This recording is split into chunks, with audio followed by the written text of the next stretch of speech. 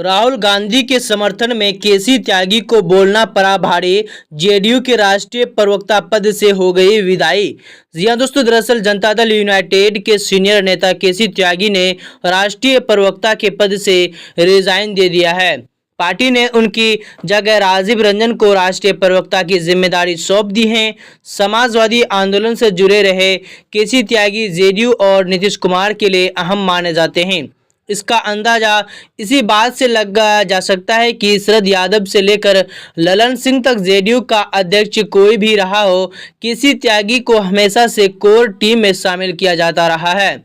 अब सवाल उठता है कि आखिर केसी त्यागी की राष्ट्रीय प्रवक्ता के पद से विदाई क्यों हुई। ऐसे भी माना जा रहा है कि दिल्ली में बैठकर हर मुद्दे पर टिप्पणी करना भी केसी त्यागी को भारी पड़ गया है, क्योंकि वे हर मुद्दे पर अपनी बेबाक राय रखते थे और पटना में बैठे जेडीयू के लीडरशिप इसे बर्दाश्त न कर सकी। उनके बयानों से ऐसा लग रहा था कि जेडीयू और एनडीए की राय अलग अलग हैं। सूत्रों ने बताया कि बीजेपी ने एनडीए में मतभेदों की खबरों को दबाने के लिए अपने सहयोगी दलों से समन्वय बनाए रखने को कहा था। इसी को लेकर पार्टी के पूर्व राष्ट्रीय अध्यक्ष और केंद्रीय मंत्री ललन सिंह और संजय झा ने उनसे मुलाकात की थी और उनसे राष्ट्रीय प्रवक्ता का पद छोड़ने के लिए कहा था।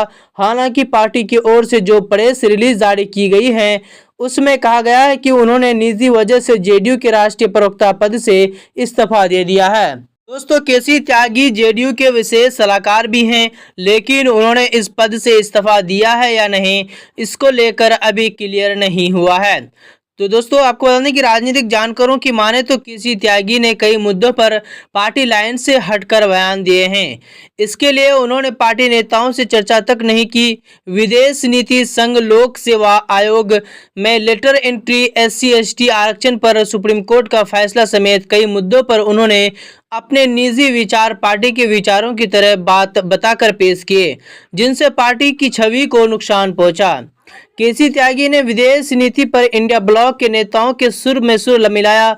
इजराइल को हथियारों की आपूर्ति रोकने को लेकर विपक्षी दलों के नेताओं के साथ साझा बयान पर उन्होंने हस्ताक्षर किए। इस बयान में कहा गया था कि केंद्र सरकार इजराइल को हथियार और गोला बारूद की आपूर्ति पर रोक लगाए। साझा बयान में कहा गया था कि इजराइल द्वारा जारी ये क्रूर हमला न केवल मानवता का अपमान है, बल्कि अंतर्राष्ट्रीय कानून और न्याय और शांति के सिद्धांतों का भी घोर उल्लंघन है। जेडीयू के सीनियर नेता रहे केसी त्यागी ने यूपीएससी में लेटर एंट्री के मुद्दे पर भी पार्टी के सीनियर नेताओं से बिना बात किए बयान दिया था। उन्होंने कहा था कि हमारी पार्टी शुरू से ही सरकार से आरक्षित सीटों को भरने की बात कहती रही है।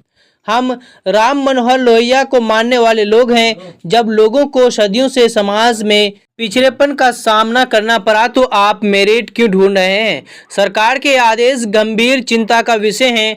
तो दोस्तों, आपको बता दें कि जेडीयू के राष्ट्रीय प्रवक्ता पद से केसी त्यागी ने इस्तीफा दे दिया है।